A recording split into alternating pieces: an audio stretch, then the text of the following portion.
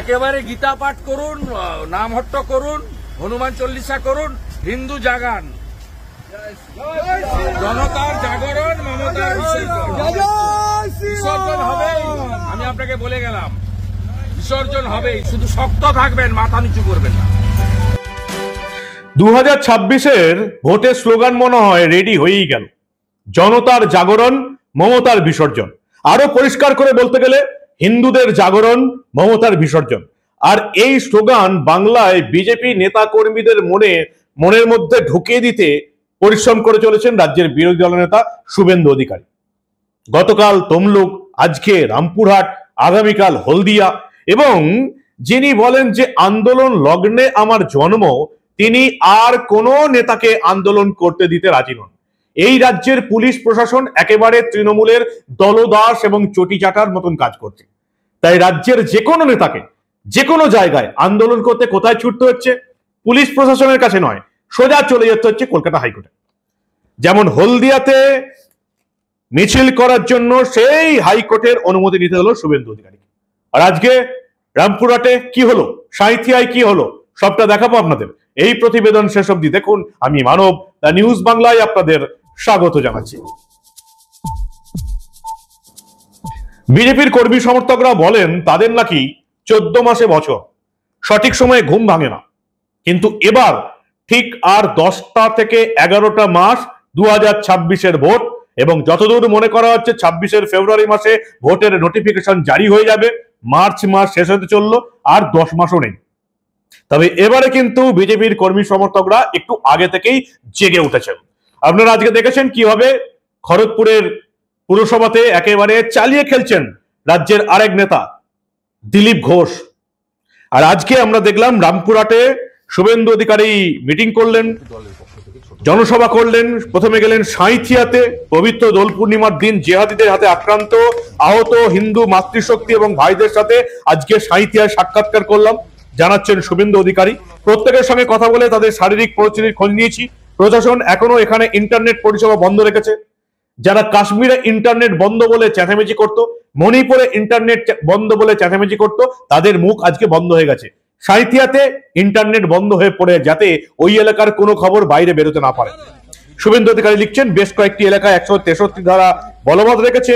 হিন্দু মাতৃশক্তি এবং ভাইয়েরা সেখানে একজোট হয়েছেন এবং বিজেপির পক্ষ থেকে আহতদের হাতে আর্থিক সাহায্য তুলে দিয়ে দলগতভাবে ওনাদের সব রকমের সাহায্য প্রদানের আশ্বাস দিয়েছে। কতজনকে মেরেছে দীপঙ্কর কই? কতজন আহত হয়েছিল?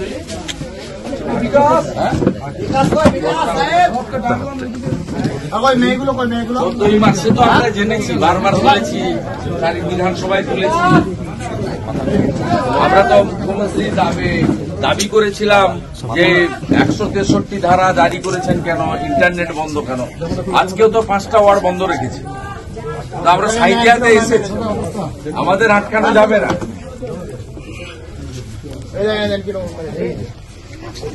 অপরাধটা কি? হিন্দু তো, ওর মাথা তো মোবাইল ঢুকে যাচ্ছে। তোমরা ভয় করবে না, তোমরা আমার সাথে চলো, কলকাতায় থাকে। কেন করেনি দীপঙ্কর? এদের সমস্ত নিয়ে যাবে। তোমাদের মোট আহত হয়েছিল 10 জন, তো 10 জন, 12 জন খারাপ অবস্থা, নানা ফ্লাস আসছে, 12 জনের অনেকে পালিয়ে আছে। ওই আমাদের দিদিগুলো ঠিক আছে, প্রতিনিধি আছে তো, সবাই মহিলারা বাড়ি ছেড়ে আসছে। এসছিল।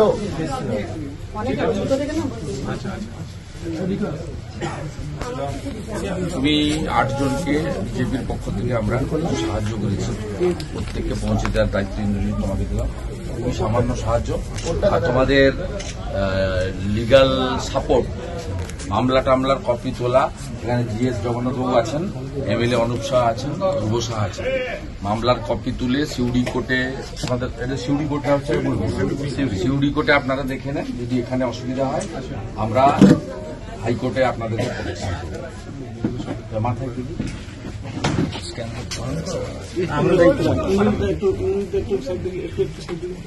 শক্ত আছে সবাই তো, হ্যাঁ শক্ত থাকতে হবে। এভাবে হিন্দুদের মার খাওয়া চলবে না।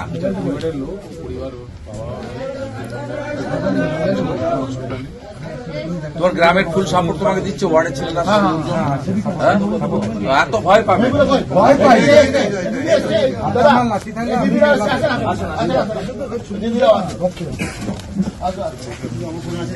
দিদি মার খেলেন, হ্যাঁ বাড়িতে সব অত্যাচার করছে, হিন্দুরা মার খাবে হিন্দুস্তানে থেকে, হিন্দুস্তানে থেকে হিন্দুরা মার খাবে। শান্তিপূর্ণ এলাকা সাঁইথিয়া শহরে এরকম কখনো হয়নি। শক্ত আছেন তো? কি হলো, মাথা তিলক কাটলে শুধু হবে? রাধা মাধবের নাম করে লড়তে হবে। আমরা আছি, পুরো আছি একদম।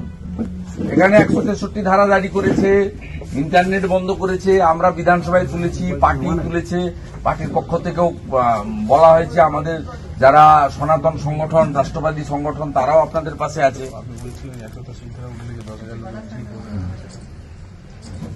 এখানে 163 ধারা উঠে যাক, রামনবমীর পরে আমরা বড় কর্মসূচি এখানে সাঁইথিয়াতে নেব, প্রতিবাদ মিছিল হবে এবং ভালো করে হবে। আর কোনোভাবে ভয় পাবেন না, জেলে নিয়ে গেলে জামিন করাবো, জামিন করাবো। আমাদের না দিয়ে এদেরকে দেন, এদের পড়ান, এরা আসল রক্ত দিয়েছে। আমাদের সঙ্গে তো সিকিউরিটি থাকে, এদের তো কিচ্ছু নেই, এদের সিকিউরিটি দেওয়ার দায়িত্ব পুলিশ মন্ত্রী মমতা ব্যানার্জি। আর পুলিশই ফোন করে ধমকাচ্ছে শুভেন্দু অধিকারীর সঙ্গে মিট করবে না, হাসিয়ে দেবো। আটকাতে পারবে নাকি? আমাদের আটকাতে পারবে না। পাড়ায় ঢুকে পুলিশ অত্যাচার করছিল, ছাক রাখবেন, শঙ্করধ্বনি করবেন, রোড বাঁধুন, কাউকে না কাউকে কাজটা করতে হবে। পশ্চিমবঙ্গটা মমতা ব্যানার্জি আমাদের দিয়ে যায়নি, আমরা ভারতেই থাকতাম না যদি শ্যামাপ্রসাদ মুখার্জি না থাকতো। শ্যামাপ্রসাদ মুখার্জি দিয়ে গেছে, নইলে আমাদের বাংলাদেশে থাকতে হতো, আজকে জামাতের হাতে থাকতে হতো। সব শক্ত আছেন তো? সব রামনবমীতে বেরোবেন তো সব ভালো করে। আর রামনবমীর 3-4 দিন চলে যাওয়ার পরে 10 তারিখের পরে জেলা প্রেসিডেন্ট, আমাদের এমএলএ আছেন, রাজ্যের জিএস আছেন, এখানকার ভূমিপুত্র, আমি এদের জানিয়ে দেবো। আমরা দরকার হলে অনুমতি নিয়ে করব। আমাদের তো প্রত্যেক দিন হাইকোর্ট থেকে অনুমতি নিতে হয়। আজকে এক্ষুনি হলদিয়াতে কাল রবিবারের সভা, হাইকোর্ট আমাকে অনুমতি দিয়েছে। প্রত্যেক দিনই নিতে হয়, একমাত্র বিজেপির জন্য বন্ধ। পরশু দিন আমি আক্রান্ত হয়েছি, 41 জন এমএলএ আক্রান্ত, কালকে নিখিল দে আক্রান্ত হয়েছে, আজকে দিলীপ দা আক্রান্ত হয়েছে। বিজেপি আক্রান্ত হবেই, গেরুয়া ধ্বজ ধরা যাবে না, জয় শ্রীরাম বলা যাবে, এর শেষ আছে। মা একদম চিন্তা করবেন না। উত্তরপ্রদেশেও এসব করতো,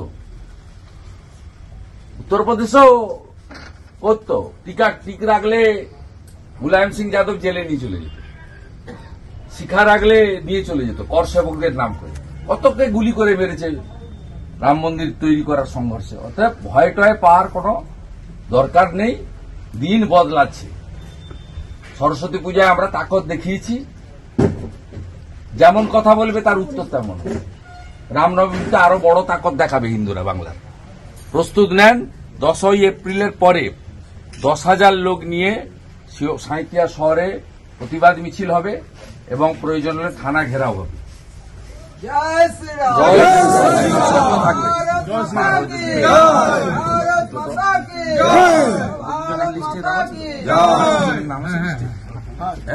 তারপর আমরা দেখলাম তারাপীঠ মহাশ্মশানে অবৈধ নির্মাণ করে সনাতনী বৈষ্ণব সমাজের অবমাননা এবং তারাপীঠ রামপুরহাট ডেভেলপমেন্ট অথরিটির TRD এর দুর্নীতি সহ রাজ্য জুড়ে সনাতনী সমাজের উপর যে নির্যাতন এবং অত্যাচারের প্রতিবাদে বিজেপির অবস্থান বিক্ষোভ, SDO অফিস এবং সেখানে জনসভা হলো। তার আগে সকালে অবশ্য তিনি বগটুই গণহত্যার 3য় বর্ষপূর্তি উপলক্ষে মমতা বন্দ্যোপাধ্যায়ের পুলিশের মদতে তৃণমূলেরই মুসলিম হারমাদ বাহিনীর সাহায্যে কিভাবে তৃণমূলের মুসলিমদের পুড়িয়ে মারা হয়েছিল সেই নিয়েও তিনি শোক প্রস্তাব দিয়েছেন, সোশ্যাল মিডিয়ায় পোস্ট করেছেন। কি বললেন আজকে রামপুরহাটের জনসভায়, শুনুন আপনারা।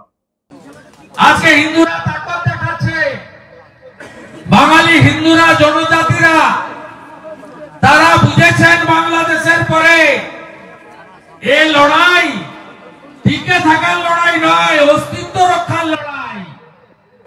51 প্রথম সেন্সাসে পশ্চিম বাংলায় আমরা 85% ছিলাম, আজকে 67%। যেদিন 50% নিচে নেমে যাবেন সেদিন সংবিধান চলবে না। কি চলবে আপনারা জানেন, এখানকার কথায় ফিরে আসি।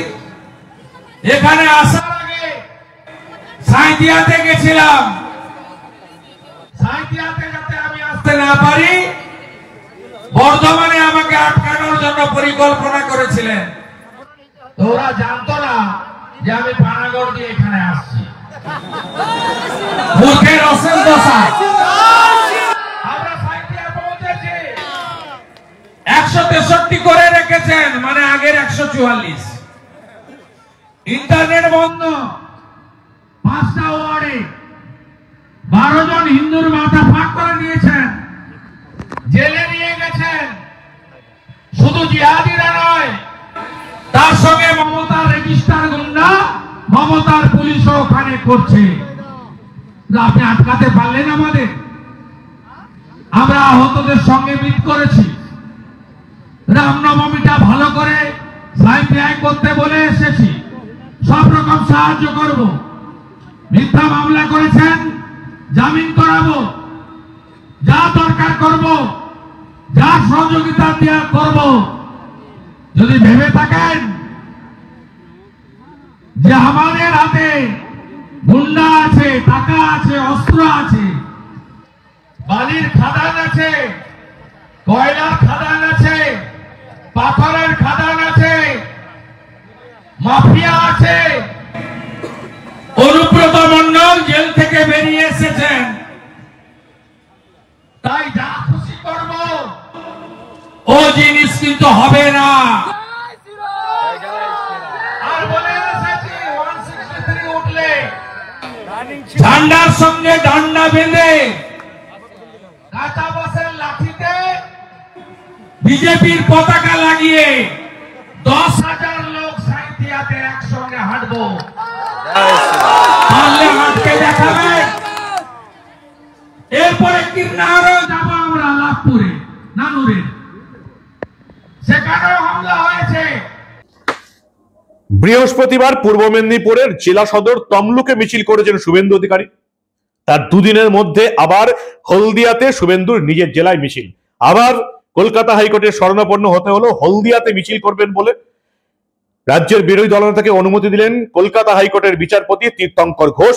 কি অবস্থা ভাবুন একবার। ওই যে প্রথমেই বললাম, আন্দোলন লগ্নে যার জন্ম, তিনি কোনো বিরোধী দলনেতাকে আন্দোলন করতে দেবেন না। এত ভয় কিসের? ভয় মমতা বন্দ্যোপাধ্যায়ের পুলিশ এবং প্রশাসনের শুভেন্দু অধিকারীকে আন্দোলন করতে দিন না। আপনারা তো এখনো অতগুলো সিট পেয়ে বসে আছেন, এত ভয় কিসের? আজকে আমরা দেখলাম যে হলদিয়াতে অনুমতি দিল কলকাতা হাইকোর্টের বিচারপতি তীর্থঙ্কর ঘোষ। শনিবার সেখানে তিনি মিছিল করবেন। বিজেপি বিধায়ক তাপসী মণ্ডল 10ই মার্চ দল ছেড়ে তৃণমূলে যোগ দেওয়ার পর থেকেই হলদিয়ায় একের পর এক রাজনৈতিক কর্মসূচি তিনি ঘোষণা করেছেন এবং পরিষ্কার ঘোষণা করেছেন হলদিয়া থেকে তৃণমূলে যোগ দেওয়া তাপসী মণ্ডলকে তিনি জিততে দেবেন না। অন্যদিকে আবার মমতা এবং অভিষেকের তরফ থেকে পূর্ব মেদিনীপুরে 16টা আসনের মধ্যে 12টা জিততে হবে বলে তৃণমূলী কর্মীদের জানিয়ে দেওয়া হয়েছে।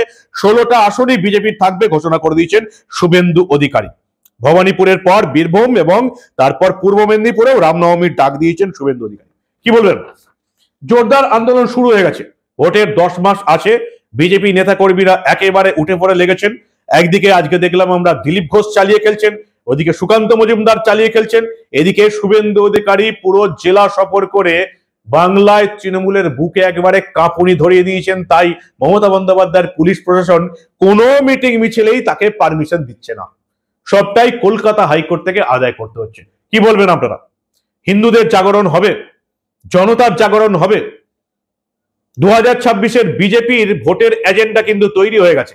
জনতার জাগরণ, মমতার বিসর্জন। আরো পরিষ্কার করে বলতে গেলে হিন্দুদের জাগরণ, মমতার বিসর্জন। আপনারা কি বলেন? হিন্দুরা এই জেগে ঘুমিয়ে থাকা অবস্থায় জেগে উঠতে পারবে? আপনাদের মূল্যবান এবং গুরুত্বপূর্ণ মতামত জানান দা নিউজ বাংলার কমেন্ট সেকশনে। দেখতে থাকুন দা নিউজ বাংলা। আমরা আবার রাজ্যে ঘটে যাওয়া এই ধরনের কোন রাজনৈতিক ঘটনা চেপে রাখতে দেব না।